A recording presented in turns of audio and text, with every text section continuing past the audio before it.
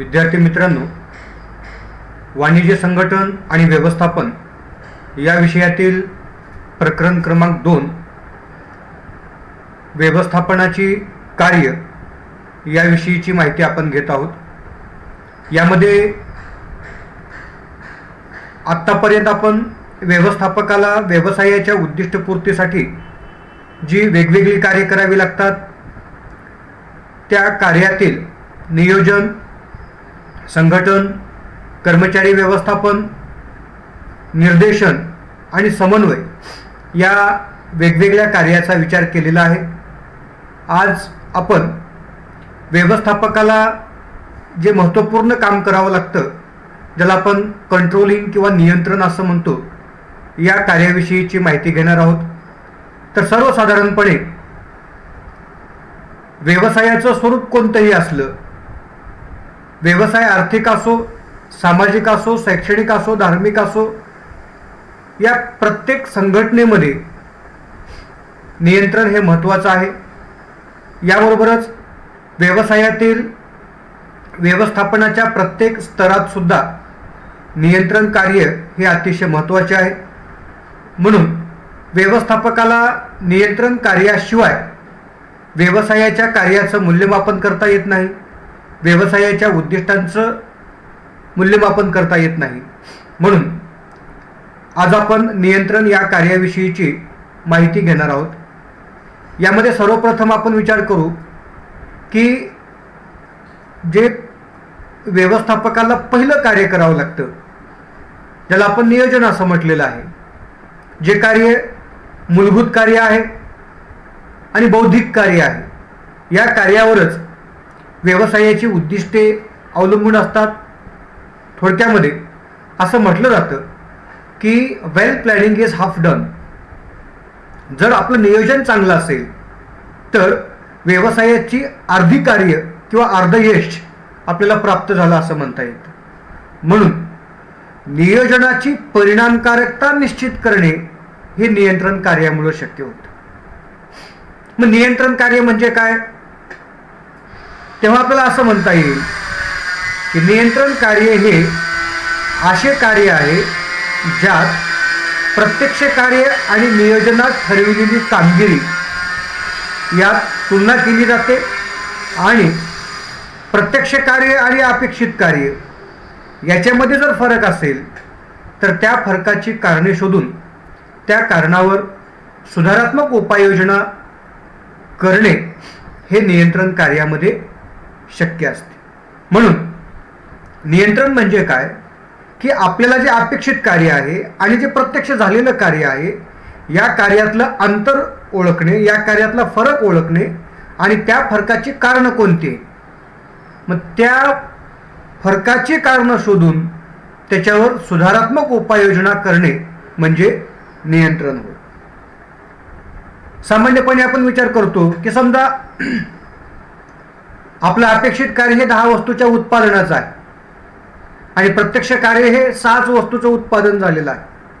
तर अपेक्षित कार्य आणि प्रत्यक्ष कार्य याच्यामधलं जे अंतर आहे, याच्यातला जो फरक आहे, हा फरक का राहिला याची कारणं शोधणे आणि तो फरक राहू नये यासाठी सुधारात्मक उपाययोजना या नियंत्रण कार्यामध्ये केल्या जातात.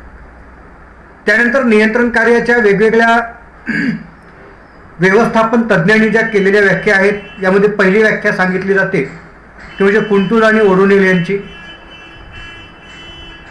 कुंटूर आणि ओडोनेल असं म्हणतात की मानकाच्या आधारे यशाचे मोजमाप करणे आणि विचलन सुधारून नियोजनाप्रमाणे उद्दिष्टे साध्य होतील हे निश्चित करणे म्हणजे नियंत्रण होय. आता यामध्ये आपल्याला 2-3 बाबींचा विचार करावा लागेल की एखादं कार्य आपल्याला करून घ्यायचं आहे कर्मचाऱ्याकडून, तर ते कोणत्या दर्जाचं करून घ्यायचं आहे, कशा पद्धतीनं करून घ्यायचं आहे, याची मानके अगोदर निश्चित झाली पाहिजे, त्याचे स्टँडर्ड्स निश्चित झाले पाहिजे. कारण काम पूर्ण करणं आणि आपल्याला अपेक्षित असलेल्या दर्जानं ते काम पूर्ण करणं याच्यामध्ये फरक आहे. मग मानकाच्या आधारे यशाचे मोजमाप करणे आणि याच्यामध्ये विचलन सुधारून जर फरक असेल तर तो सुधारून नियोजनाप्रमाणे उद्दिष्टे साध्य होतील हे सुनिश्चित करणे म्हणजे नियंत्रण होय. त्यानंतर नियंत्रण कार्याची दुसरी व्याख्या फिलिप कोटलर यांनी केलेली आहे.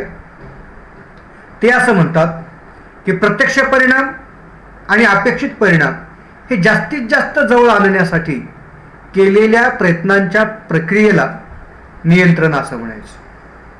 म्हणजे आपल्याला काय अपेक्षित आहे आणि प्रत्यक्षात काय घडतंय, मग आपल्याला अपेक्षित असलेले उद्दिष्टे काय आहेत, अपेक्षित असलेलं कार्य काय आहे आणि प्रत्यक्षात कार्य काय होते, मग याच्यात जे अंतर आहे हे अंतर राहणार नाही. किंवा प्रत्यक्ष परिणाम आणि अपेक्षित परिणाम हे जास्तीत जास्त जवळ कसे आणता येतील यासाठीच्या केलेल्या प्रयत्नाला आपण नियंत्रण असं म्हणतो. त्यानंतर नियंत्रण कार्याचं महत्त्व विचारात घेत असताना नियंत्रण कार्यामुळे व्यवसायाची उद्दिष्टे पूर्ण होतात. कारण का, नियंत्रण हे प्रत्येक टप्प्यावर कामगिरी मोजणे, त्यातील विचलन शोधणे आणि नियोजित कार्यक्रम आणि त्यात सुधारणा करण्यासाठी उपाययोजना करण्याची प्रक्रिया आहे. म्हणजे नियंत्रण कार्यामध्ये सातत्याने कर्मचाऱ्याच्या कामाचं मूल्यमापन केलं जातं. कर्मचाऱ्याकडून आपल्याला अपेक्षित काय आहे आणि प्रत्यक्षात कर्मचारी करतात काय याच्यातला फरक शोधला जातो आणि नियोजित कार्यक्रम आणि त्यातील सुधारणा करण्यासाठी आवश्यक त्या उपाययोजना करण्याचं काम नियंत्रण कार्यामध्ये केलं जातं. आणि मग ज्या कार्यात कामाचं मूल्यमापन केलं जाते, प्रत्यक्ष कार्य आणि अपेक्षित कार्य याच्यातलं विचलन शोधून काढलं जाते आणि या विचलनावर जर फरक असेल तर उपाययोजना केल्या जातात. तर याच्यामुळं निश्चितच व्यवसायाची उद्दिष्टे साध्य करण्यास मदत होत असते. त्यानंतर नियंत्रण कार्यामुळे संसाधनाचा कार्यक्षमपणे वापर करणे शक्य होते. कारण का, नियंत्रण कार्यामध्ये आपल्याला काय साध्य करून घ्यायचं आहे, कोणतं काम साध्य करून घ्यायचं आहे, ते कुणाकडून साध्य करून घ्यायचं आहे आणि हे काम साध्य करण्यासाठी कोणकोणत्या साधनांचा वापर करायचा आहे आणि किती प्रमाणामध्ये वापर करायचा आहे हे आपण निश्चित केलेलं असतं. आणि संबंधित कर्मचाऱ्याला जेव्हा आपण एखादी जबाबदारी सोपवून देतो तेव्हा त्या जबाबदारीसाठी कर्मचाऱ्यांना आवश्यक साधने उपलब्ध करून देत असतो. परिणामी या कार्यासाठी अनेक मानके निश्चित केली जातात. यामुळे कर्मचाऱ्यांना या मानकांचं पालन करावं लागतं. म्हणजेच कर्मचाऱ्यांना त्यांची जबाबदारी वेळेत पूर्ण करण्यासाठी जी साधनं दिलेली आहेत त्या साधनांच्या मदतीनंच ही उद्दिष्टे साध्य करावी लागतात. म्हणून कर्मचारी त्यांना दिलेली जबाबदारी यशस्वीरित्या पार पाडण्यासाठी त्यांना जी साधनं उपलब्ध करून दिली जातात या साधनांचा पर्याप्त वापर करतात. म्हणजेच साधनांचा अपव्यय टाळतात. आणि साधनांचा अपव्यय टळला की मग व्यवसायाचा उत्पादन खर्च कमी होतो, कर्मचाऱ्यांची कार्यक्षमता वाढते आणि उत्पादन खर्च कमी झाला की त्या व्यवसायाला उत्पादनाच्या किमती कमी करणं शक्य होतं आणि मग यातून सुद्धा व्यवसायाची उद्दिष्टे साध्य करता येतात. त्यानंतर नियंत्रण कार्यामुळं मानकांची अचूकता पडताळता येते. आता साधारणपणे आपण जेव्हा कर्मचाऱ्याकडून कार्य करून घेतो तेव्हा कर्मचाऱ्यांनी केलेलं काम हे कोणत्या दर्जाचं असावं हे आपल्याला निश्चित करता आलं पाहिजे. कर्मचारी काम करतात परंतु त्या कामाला जर दर्जा नसेल, उत्पादन झालं परंतु उत्पादनामध्ये आपल्याला अपेक्षित असलेली जी वैशिष्ट्ये आहेत ही वैशिष्ट्ये आपल्याला आढळून आली नाहीत तर ते उत्पादन आपल्याला डिमॉलिश करावं लागतं, उत्पादन रद्द करावं लागतं. उत्पादन आपल्याला बाजारपेठेमध्ये विकता येत नाही. म्हणून व्यवस्थापक उत्पादनाची जी मानकं निश्चित करीत असतो, या मानकांची अचूकता पडताळण्यास नियंत्रण कार्य मदत करते. नियंत्रणात्मक उपाययोजना हे काही प्रमाणात लवचिक असल्याने बदलत्या परिस्थितीचा आढावा घेऊन त्यात वेळोवेळी सुधारणा करणं नियंत्रण कार्यामुळे शक्य होतं. परिणामी प्रभावी नियंत्रण कार्यामुळे मानकांची अचूकता तपासणे शक्य होतं. म्हणजे कर्मचाऱ्याकडून जे काम केलं जातं त्या कामामध्ये आपल्याला अपेक्षित असलेली वैशिष्ट्ये, आपल्याला अपेक्षित असलेला दर्जा, म्हणजे वस्तूचा रंग, रूप, आकार, स्वरूप, चव, हे सगळे जे वैशिष्ट्ये आहेत किंवा उत्पादन खर्च आहे, तर या संबंधी व्यवस्थापकानं जी मानकं, जे स्टँडर्ड्स निश्चित केलेली आहेत, या मानकांची अचूकता पडताळणे हे नियंत्रण कार्यामुळे शक्य होते. त्यानंतर नियंत्रण कार्यामुळे कर्मचाऱ्यांना प्रोत्साहन देता येते. कारण का? नियंत्रण कार्यामध्ये कर्मचाऱ्याची जबाबदारी निश्चित करून देणे आणि त्या जबाबदारीनुसार कर्मचाऱ्याकडून काम करून घेणे आणि कामाचा दर्जा जो आपल्याला अपेक्षित आहे तो मेंटेन करणे, राखणे, हे नियंत्रण कार्यामध्ये केले जाते. परिणामी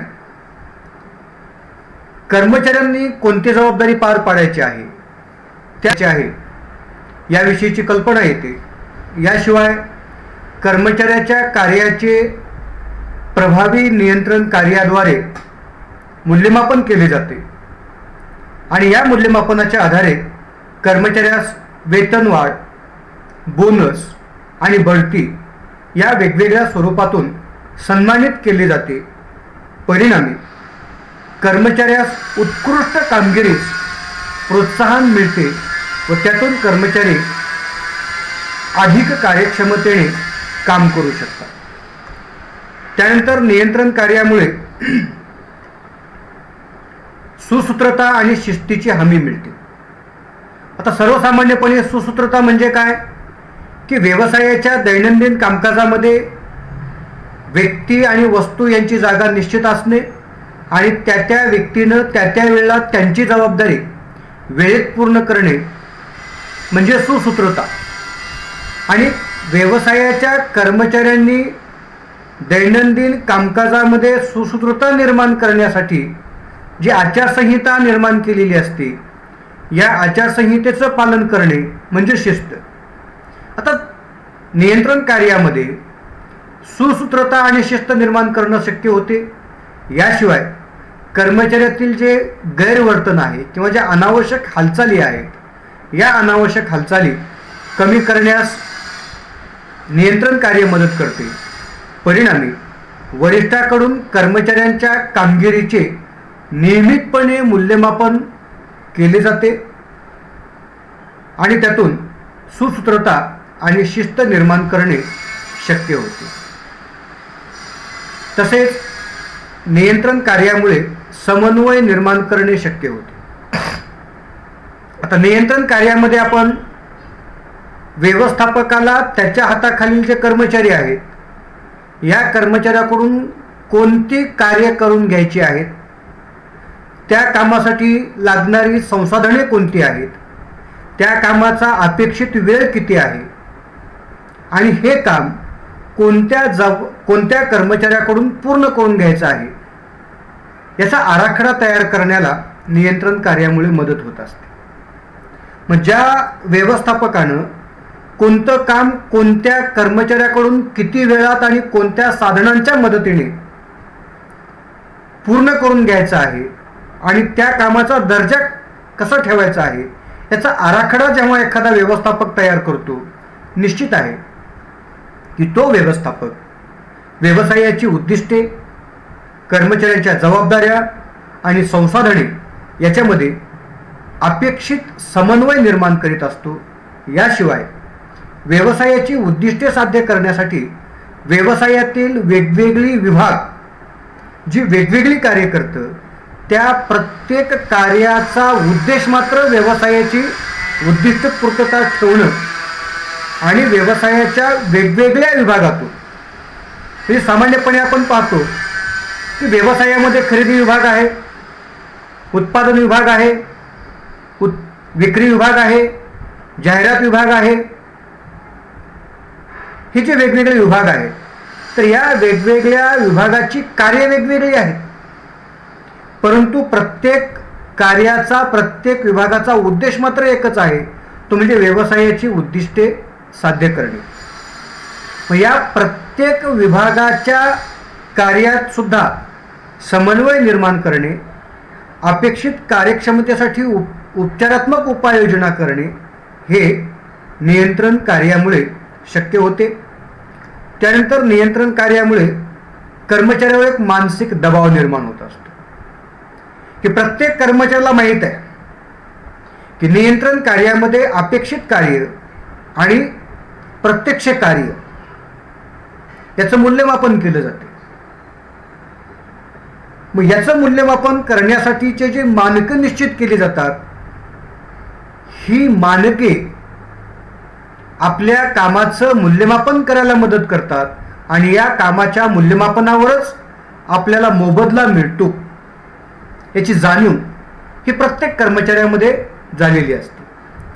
म्हणजे आपल्याला व्यवसायाकडून जो मोबदला मिळणार आहे किंवा आपल्याला व्यवसायाकडून जी वागणूक मिळणार आहे, या वागणुकीचा आधार हा फक्त आपलं काम किंवा आपल्या कार्याचं मूल्यमापन हेच आहे याची जाणीव कर्मचाऱ्याला निर्माण होते. आणि मग त्या कर्मचाऱ्यामध्ये एक मानसिक दबाव निर्माण होतो की आपल्याला जर व्यवसायाकडून अधिक वेतन प्राप्त करायचं असेल, बोनस मिळवायचा असेल, भविष्यकाळामध्ये प्रमोशन करून घ्यायचं असेल, तर आपली कार्यक्षमता हाच त्याचा आधार आहे आणि आपल्या कार्यक्षमतेमुळेच आपण आपला विकास करू शकतो, ही मानसिकता कर्मचाऱ्याची तयार होते आणि मग त्यातून कर्मचारी उत्कृष्ट कामगिरीसाठी तयार होतात. म्हणून कर्मचाऱ्यामध्ये मानसिक दबाव निर्माण करण्यासाठी नियंत्रण कार्य मदत करीत असतं. आपल्याला माहीत आहे की आपल्या कामाचं कुणीतरी मूल्यमापन करते, आपल्यावर कुणीतरी नियंत्रण ठेवते. हे जर आपल्याला कळलं तर आपण आपली जबाबदारी किंवा आपलं काम अतिशय चांगल्या पद्धतीने करतो. आणि जर आपल्यावर कोण नियंत्रण ठेवत नाही हे आपल्याला कळलं की मग हळूहळू आपण त्या कामाचा दर्जा किंवा त्या कामाकडचं जे आपलं लक्ष आहे ते लक्ष आपण कमी करीत असतो.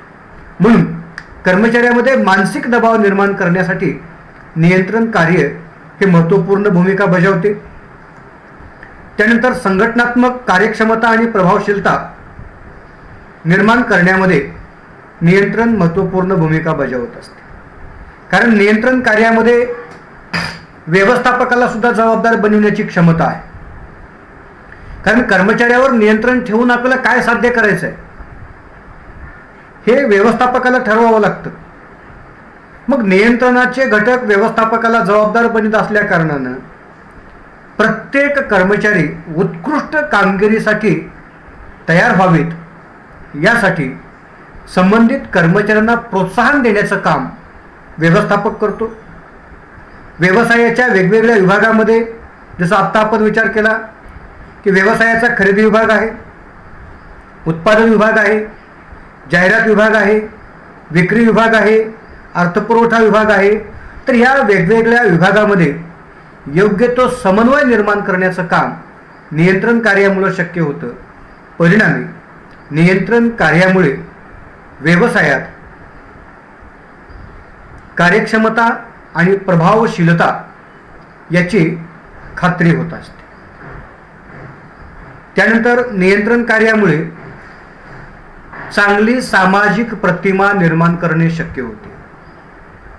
आता जाहीर आहे की ज्या व्यवसायामध्ये कामाची जबाबदारी निश्चित केली जाते, कामाची साधनं निश्चित केली जातात, कामाचा आराखडा निश्चित केला जातो, कर्मचारी जे काम करतात त्या कामाचं मूल्यमापन करण्यासाठीचे मानकं निश्चित केली जातात, यामुळं कर्मचाऱ्याची कार्यक्षमता सुधारते. नियंत्रणाच्या मदतीने अपेक्षित कार्य आणि प्रत्यक्ष कार्य यातला फरक निश्चित करता येतो. आणि नियंत्रण कार्यामुळे अपेक्षित विकास साध्य करता येतो. त्यातून व्यवसायाची चांगली प्रतिमा निर्माण करणं शक्य होतं. कारण का, नियंत्रण कार्यामुळे व्यवसायाची कार्यक्षमता वाढते, उत्पादनाचा दर्जा सुधारतो, उत्पादकता वाढते, कर्मचाऱ्यांची कार्यक्षमता सुधारते. परिणामी व्यवसायाचा उत्पादन खर्च कमी करणे, साधनांचा अपव्यय टाळून पर्याप्त वापर करणे शक्य होते आणि त्यामुळं व्यवसायाच्या उत्पादनाच्या किमती कमी होतात आणि उत्पादनाच्या किमती कमी झाल्या की या उत्पादनाला बाजारपेठेतील ग्राहकांचा अधिकतम प्रतिसाद मिळतो आणि ज्या व्यवसायाची उद्दिष्टे साध्य झालेली असतात तो व्यवसाय वेगवेगळ्या सामाजिक जबाबदाऱ्या सुद्धा पूर्ण करू शकतो. म्हणजेच नियंत्रण कार्य चांगलं असेल तर व्यवसायाची उद्दिष्टे साध्य होतात आणि व्यवसायाची उद्दिष्टे साध्य झाली की व्यवसायाची सामाजिक प्रतिमा ही सुधारते. त्यानंतर नियंत्रण कार्यामुळे मार्गदर्शक म्हणून मदत होत असते. कारण का, व्यवस्थापक कर्मचाऱ्यांच्या कामगिरीच्या मानकांचा संच तयार करतो, कर्मचाऱ्याकडून त्यानुसार काम करून घेतो आणि जर आपल्याला अपेक्षित असलेली कार्य आणि प्रत्यक्ष होत असलेली कार्य याच्यामध्ये काय फरक आढळून आला तर तो फरक शेवटपर्यंत राहू नये तर कव्हर व्हावा यासाठी संबंधित कर्मचाऱ्यांना मार्गदर्शन करण्याचं काम सुद्धा व्यवस्थापक करतो. म्हणून असं म्हटलं जातं की व्यवस्थापक हा कर्मचाऱ्यांचा मित्र, मार्गदर्शक आणि हितचिंतक असतो. मग यामुळं कर्मचारी आपली जबाबदारी यशस्वीरित्या पूर्ण करू शकतात. आपली जबाबदारी पूर्ण करण्यासाठी कर्मचाऱ्यावर कुठलाही दबाव येत नाही आणि कर्मचाऱ्यामध्ये एक विश्वास निर्माण होतो की आपल्यावर जी जबाबदारी सोपवलेली आहे ही जबाबदारी आपण ती जबाबदारी पूर्ण करू शकतो याचा विश्वास हा आपल्यापेक्षा अधिक व्यवस्थापकामध्ये आहे. म्हणून व्यवस्थापकानं आपल्याला त्या जबाबदारीसाठी नियुक्त केलेला आहे. म्हणून नियंत्रण कार्य व्यवस्थापकाला एक मार्गदर्शक म्हणून उपयुक्त ठरतं. परिणामी भविष्यातील उपाययोजना आणि भविष्यातील व्यवसायाचं स्थैर्य या दृष्टिकोनातून व्यवसायाची वाटचाल करण्यासाठी नियंत्रण कार्य मदत करीत असतं. कारण आज जर व्यवसायाचं नियंत्रण चांगलं असेल तर व्यवसायाची उद्दिष्टे साध्य होतील, व्यवसायाची प्रतिमा सुधारेल आणि याचा भविष्यकाळामध्ये व्यवसायाला एक चांगलं वातावरण निर्माण होईल, व्यवसायाची उद्दिष्टे साध्य होतील, व्यवसायाची सामाजिक प्रतिमा उंचावलेली असेल, व्यवसायाचा नावलौकिक वाढलेला असेल. म्हणून नियंत्रण हे मार्गदर्शक म्हणून सुद्धा महत्त्वपूर्ण भूमिका बजावत असतं. तर विद्यार्थी मित्रांनो, नियंत्रण कार्याचे महत्त्व विचारात घेत असताना आपण वेगवेगळ्या मुद्द्यांचा विचार केलेला आहे. यामध्ये नियंत्रणामुळे उद्दिष्टे साध्य होतात, संसाधनाचा कार्यक्षम वापर करणे शक्य होतं, मानकांची अचूकता निश्चित करता येते, कर्मचाऱ्यांना प्रोत्साहन देता येते, सुसूत्रता आणि शिस्तीची हमी नियंत्रण कार्यामुळे मिळते, समन्वय नियंत्रण कार्यामुळे शक्य होते, मानसिक दबाव निर्माण करणं नियंत्रण कार्यामुळे शक्य होते, संघटनात्मक कार्यक्षमता आणि प्रभावशीलता नियंत्रण कार्यामुळे आपल्याला साध्य करता येते, व्यवसायाची चांगली प्रतिमा निर्माण करणं नियंत्रण कार्यामुळे शक्य होते आणि नियंत्रण एक मार्गदर्शक म्हणून सुद्धा मदत करीत असते. तर व्यवसायातील नियंत्रण कार्याचं महत्त्व हा भाग संपलेला आहे. धन्यवाद.